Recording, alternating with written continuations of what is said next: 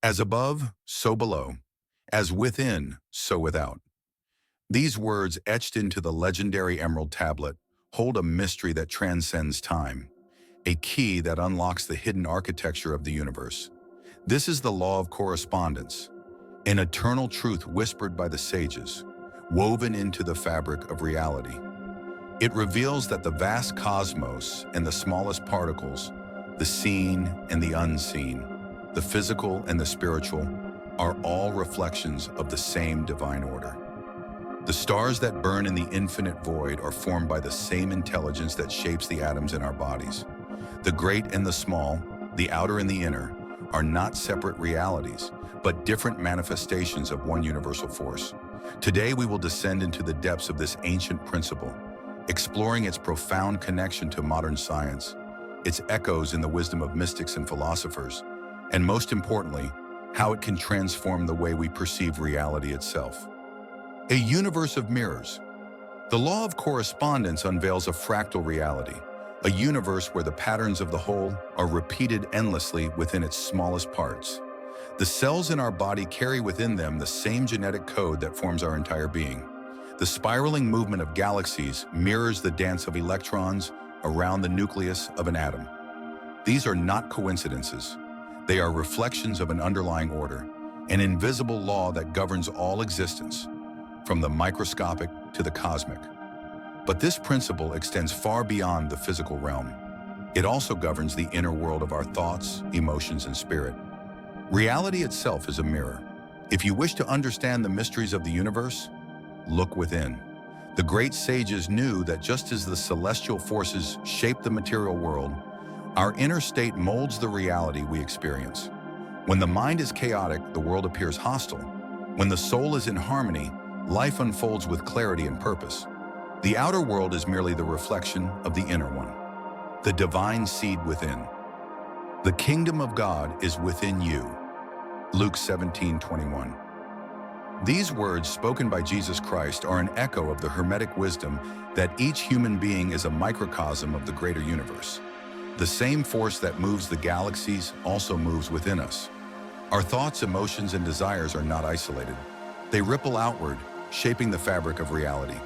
The philosopher Plotinus understood this truth when he wrote, "The more a man knows himself, the more he knows the universe and what is beyond it."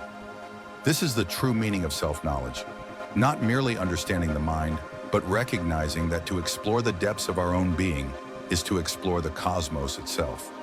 Mystics, sages, and philosophers across time have taught that the boundary between self and universe is an illusion, that our consciousness is not separate from the great intelligence that animates the stars.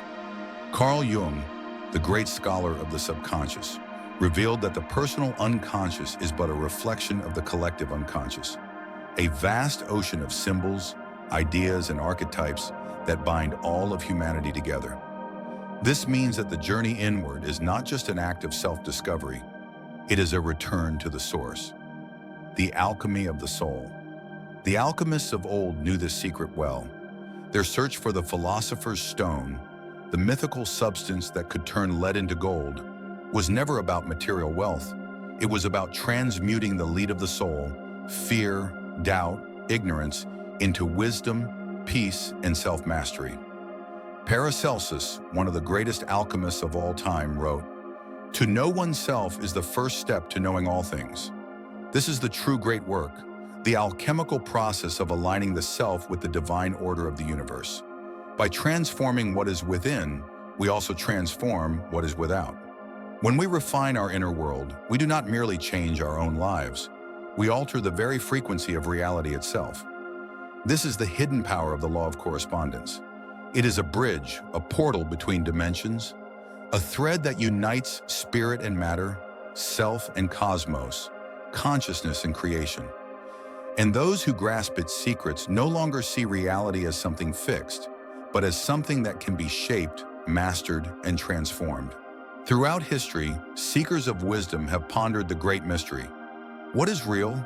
The tangible world we see, touch, and hear, or the unseen forces that shape it? The principle of correspondence unveils a hidden truth. Spirit and matter, though seemingly separate, are merely two reflections of the same divine essence, mirroring each other across all planes of existence. This ancient law whispers a profound revelation. What happens above echoes below, and what unfolds in the invisible realms is imprinted upon the material world. The cosmos is not a chaotic dance of randomness, but a structured harmony where energy flows from the unseen into form and from form back into the unseen. Spirit is the cause, and matter is the effect. Imagine reality as a great cosmic mirror. Every event, every shift, every transformation in the higher realms inevitably cascades downward, shaping the physical world we experience. Your mind is not simply an observer, it is the architect, the bridge between spirit and matter. The thoughts you cultivate, the beliefs you reinforce, and the intentions you set vibrate into the unseen, sculpting the very foundation of your reality. Look around you. Everything begins as an idea. A towering temple was once a vision in the mind of its creator. A symphony was first a whisper in the heart of a composer. Even the universe itself, in all its infinite vastness, may be nothing more than the dream of a great cosmic consciousness. This is the essence of the second Hermetic law. Spirit is the original blueprint, the invisible force from which all things emerge. Matter, in turn, is simply spirit condensed into form, just as water, when frozen, becomes ice. The unseen is the foundation upon which the visible stands. But if the universe operates by this sacred pattern, then it follows that we too are subject to its design. The unseen forces of our subconscious mind shape the course of our lives far more than the fleeting actions of the physical body. Our emotions, our intentions, our innermost beliefs, all of them ripple outward, constructing the reality that unfolds before us. The ancients understood this well. They saw the physical body not as a separate entity, but as an expression of the soul, just as the roots of a tree hidden beneath the earth determine the strength of its branches. DNA is a perfect modern example. An invisible structure, yet one that contains the full blueprint of a living being, dictating every aspect of its form and function. It is a direct reflection of the law of correspondence, revealing how the unseen governs the seen. And so, if we wish to transform our outer world, we must begin from within. No change can be made in the material realm without first occurring in the realm of thought, belief, and intention. Those who seek wealth without first cultivating a mind of abundance will forever chase prosperity, but never grasp it. Those who long for love while harboring self-doubt will find their relationships tainted by insecurity. The external world does not betray the mind, it merely reflects it. But here lies the secret. By realigning our consciousness, we realign our destiny. This is true alchemy, not the transformation of lead into gold, but the elevation of fear into wisdom, doubt into confidence, chaos into harmony. The great alchemists understood that to master reality, one must first master the self. The journey is not to escape matter, but to transcend it. To recognize that matter and spirit are not enemies, but companions in an eternal dance. When we honor both, when we see the divine within the mundane, when we embrace the physical as an extension of the spiritual, we unlock the true power of existence. Thus, the great sages taught, live in the world, but not of the world. Shape matter, but do not be ruled by it. For in the end, the material plane is nothing but spirit in motion.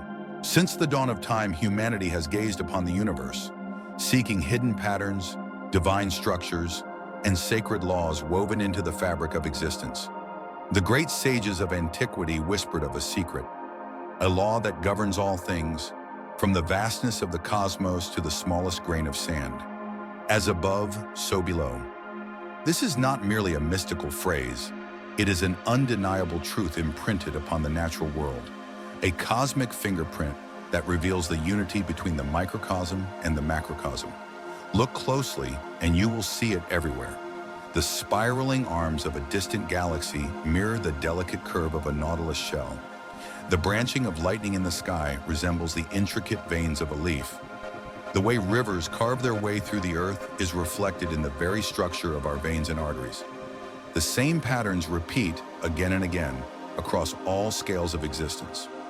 One of the clearest manifestations of this principle is found in fractals, geometrical structures that repeat infinitely, from the smallest scale to the largest. The Fibonacci sequence, a sacred numerical code, governs the arrangement of flower petals, the spiral of hurricanes, the formation of galaxies, and even the proportions of the human body. This is the language of the cosmos, a hidden mathematics that underlies all creation.